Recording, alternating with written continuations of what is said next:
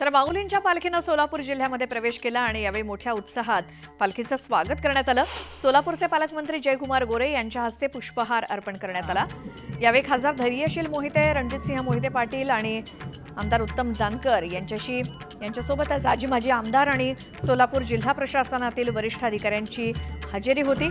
यावेळी पोलीस दलाने देखील पालखीला अनोखी सलामी दिली।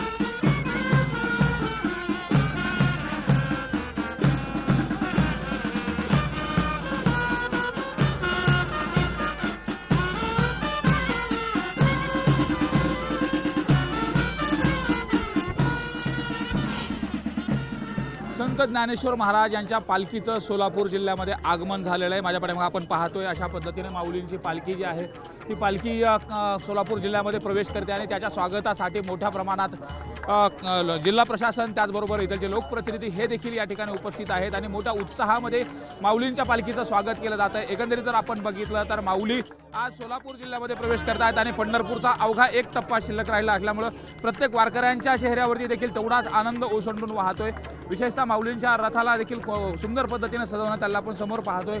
पालखी देखील आहे, पालखीचं दर्शन देखील घेण्यासाठी आणि चरणस्पर्श करण्यासाठी मोठ्या संख्येने भाविक जे आहेत ते देखील प्रयत्न करतात। माऊलींचा चरणस्पर्श व्हावा ही जी इच्छा आहे ते प्रत्येकाला असते आणि माऊलींचा पालखी सोहळा आता सोलापूर जिल्ह्यामध्ये प्रवेश केल्यामुळे सोलापूरकरांच्या वतीने देखील मोठ्या प्रमाणात जंगी स्वागत केलं जाते। मोठमोठ्या कमानी देखील लावल्या जात आहेत आणि लोकप्रतिनिधी त्याचबरोबर या ठिकाणचे प्रशासनातील वरिष्ठ अधिकारी आहेत ते देखील या ठिकाणी दाखल झालेले आहेत। शिवरायाचा सरदार आहे मी शिवबाचा सरदार। पंढरीच्या वाटेवर विठू माऊलीच्या भजनासोबतच महाराष्ट्र धर्माचाही जागर केला जातोय। शाहीर यशवंत जाधव यांच्या माध्यमातून संवाद वारीतून लोकसंस्कृतीचं दर्शन घडतंय।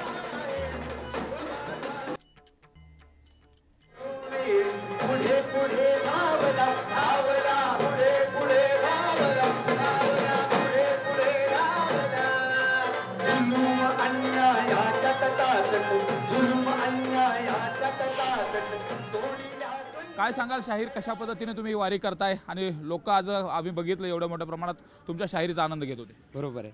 या वारीमध्ये ज्याप्रमाणे शेतकरी म्हणजे आता वारीमध्ये येणारे 95% लोक हे शेतकरी आहेत, पण विठुरायाच्या भेटीला घरदार सोडून शेतीपाणी सगळं आता पेरणीची वेळ आहे हे सगळं सोडून त्या विठुरायाच्या भेटीला सर्व वारकरी निघालेले आहेत आणि याच वारकऱ्यांची सेवा करण्यासाठी आम्ही हा संवादवारी रथ महाराष्ट्र शासनाचा घेऊन या वारीमध्ये फिरतोय। कारण ज्या काय संवाद साधताय या कार्यक्रमातनं शिवचरित्र असेल, माऊलींचं चरित्र असेल, विठुरायांचं चरित्र असेल, महाराष्ट्र धर्म असेल ते तर सांगतोच, परंतु ज्या शासनाच्या अनेक योजना आहेत की ज्या योजना गावामध्ये पोहोचल्या नाहीत त्या पोहोचवण्याचं काम आम्ही या ठिकाणी या संवादवारीच्या मार्फत करतो। आम्हाला हे ऐकून दाखवाल? नक्की वारीचंच आपण गाणं ऐकूयात।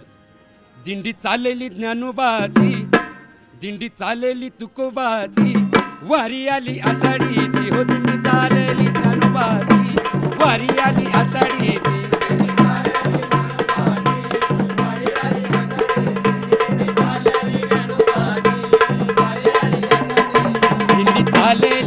दिंडी चाललेली ज्ञानोबाची, वारी आली आषाढीची, हो दिंडी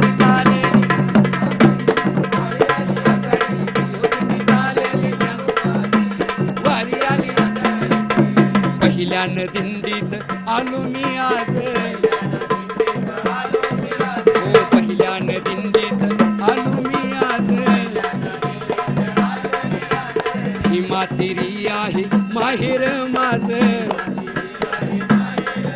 या महाराष्ट्रातील सर्व वारकऱ्यांचं, शेतकऱ्यांचं, कामगारांचं, कष्टकऱ्यांचं माहेरगड कुठला असेल तर त्या भीमातीरावर असणारं पंढरपूर, म्हणून भीमातीरी आहे माहेर माझ।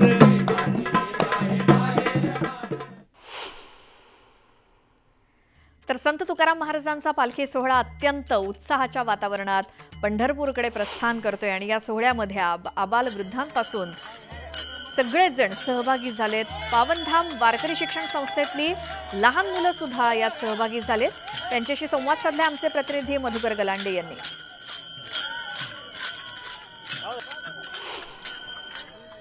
जगद्गुरू संत तुकाराम महाराजांच्या पालखी सोहळ्यामध्ये आबालवृद्धांपासून लहान मुलांपर्यंत सगळेच सहभागी झालेले असतात। ही सगळी मंडळी तुकाराम महाराजांच्या पालखी सोहळ्यामध्ये देहूपासून ते पंढरपूरपर्यंत येत असतात आणि ह्या पालखी सोहळ्याचं वैशिष्ट्य म्हणजे ह्या पालखी सोहळ्यामध्ये साधारणतः लहान मुलांची संख्या जास्त असते. आता आपल्याबरोबर काही शिक्षण वारकरी संस्थांची मुलं आहेत, हे त्यांच्याकडून आपण जाणून घ्यावं की नेमकं काय जाणवलं किंवा त्यांच्या संस्था चालक आहेत त्यांच्याकडून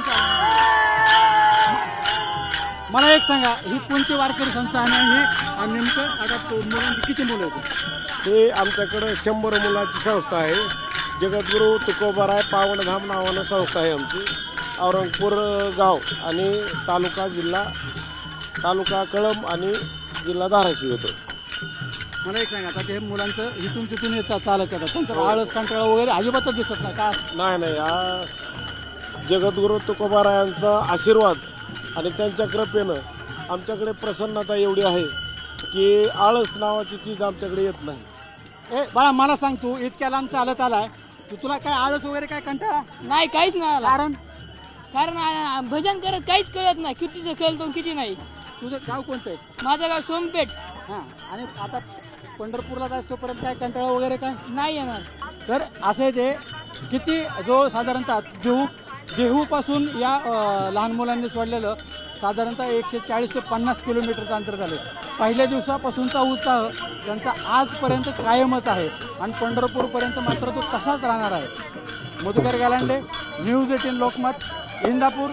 पालखी सोहळा तुकाराम महाराज. माऊली वडापुरी, नावात वडापाव आणि मनात माऊली. संत तुकाराम महाराज पालखी सोहळ्याच्या मार्गावरचं हे छोटंसं गाव पण भावनांनी मात्र खूप मोठं. दरवर्षी इथे एक अनोखी परंपरा जपली जाते, ती म्हणजे वडापाव सेवा.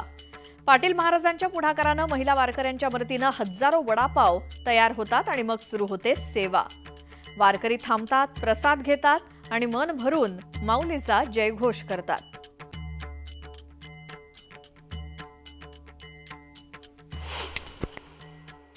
जगाचे जगद्गुरू संत तुकाराम महाराज यांच्या पालखी सोहळ्यानिमित्त आपले दिंडी क्रमांक 261 आहे आणि इथं नवनाथांना प्रसाद दाखवला जातो. त्यानिमित्ताने सर्व स्वस्त मंडळी जे काही वारकरी आहेत त्यांच्यासाठी आपण 2,000 वडापाव मोफत बनवतो. माझ्यासोबत या महिला मंडळ देखील आहेत ज्या सकाळपासून वडापाव बनवत आहेत आणि पूर्ण आता मावशी सगळं टोपलं तुम्ही संपवले जवळपास वडापाव बनवून. काय सांगाल?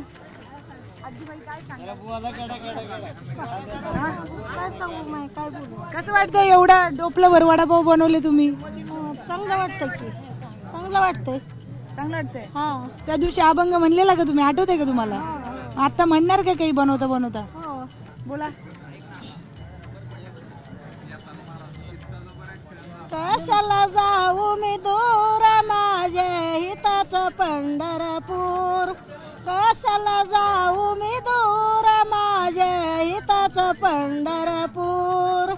पाऊस पडला चिखल झाला, पाऊस पडला चिखल झाला, मथुरेला आला पूर माझ्या हिताचं पंढरपूर. मथुरेला आला पूर माझ्या हिताचं पंढरपूर. इन्याला लावून सूर माझ्या हिताचं पंढरपूर. रुक्मिणीकारी स्वयंपाक जनाला लागे धूर. रुक्मिणीकारी स्वयंपाक जनाला लागे धूर. कशाला जाऊ मी दूर माझ्या हिताचं पंढरपूर. कशाला जाऊ मी दूर माझ्या हिताचं पंढरपूर. तर अशा पद्धतीने अतिशय सुंदर ही गाणं आजीनं गायलंय, कशाला जाऊ मी दूर माझे इथेच पंढरपूर. तर अशा वारीमध्ये वेगवेगळ्या अतिशय सुंदर असे अनुभव येतात. ठिकठिकाणी या दिंड्या थांबतात आणि वेगवेगळ्या ठिकाणी वेगवेगळ्या यांचा सोहळा असतो, आनंद हे साजरा करतात आणि पंढरपूर जाईपर्यंत यांच्या चेहऱ्यावर एक रेषही नसते ज्याच्याने असं वाटेल की हे थकलेले आहेत, हे चालून चालून दमलेले आहेत.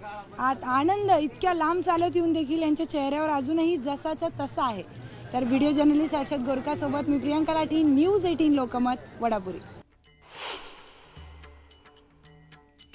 तर पंढरीशी जावे ऐसे माझे मनी विठाई जननी भेटे केव्हा या उक्तीप्रमाणे श्री संत ज्ञानेश्वर महाराज यांच्या पालखीचा सोलापूर जिल्ह्यात आगमन झालंय। सोलापूर जिल्ह्याच्या सीमेवर धर्मापुरी कॅनलजवळ प्रशासनाकडून स्वागताची जय्यत तयारी करण्यात आली होती। रांगोळ्या काढून वारकऱ्यांचं अनोखं स्वागत केलं। याचा आढावा घेतला आमचे प्रतिनिधी सुरेश जाधव यांनी। संत ज्ञानेश्वर महाराजांची पालखी आज सोलापूर जिल्ह्यात प्रवेश करणार आहे आणि याच प्रवेश द्वारावरती सीमेवरती आपण पाहतोय अशा पद्धतीने सुंदर अशा रांगोळ्या रेखाटलेल्या आहेत। तर लोकप्रतिनिधी त्याचबरोबर प्रशासन देखील या ठिकाणी मोठ्या प्रमाणामध्ये आहे।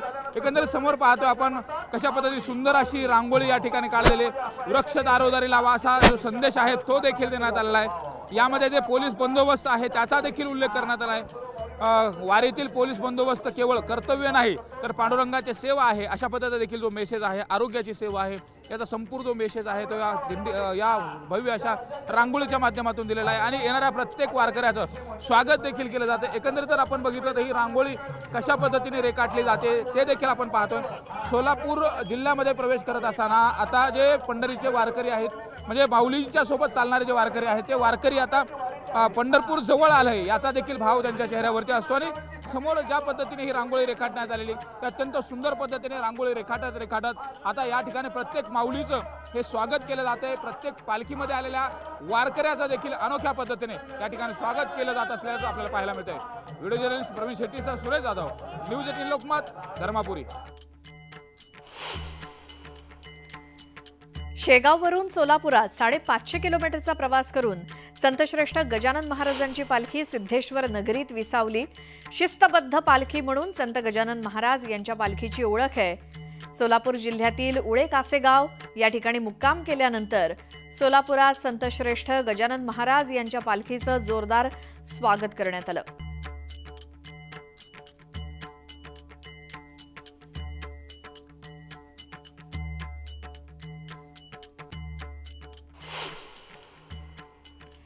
धाराशिवच्या परंडा शहरात सुद्धा पैठण निवासी शांतीब्रह्म श्री संत एकनाथ महाराज यांच्या पालखीचं काल नाथ चौकात आगमन झालं। पालखीचं आगमन होताच परंडावासियांनी या पालखीचं उत्साहात स्वागत केलं। पालखीसोबत 42 दिंड्या आणि 20,000 वारकरी आहेत।